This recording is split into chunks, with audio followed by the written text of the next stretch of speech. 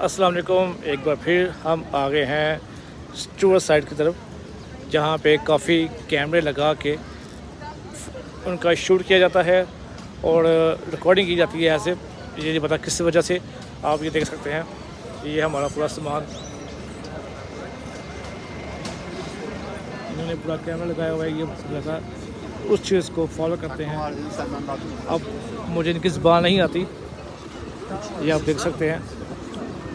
ये हमारा tour bus है और शायद यहाँ पे कोई शूटिंग का कोई सिस्टम है।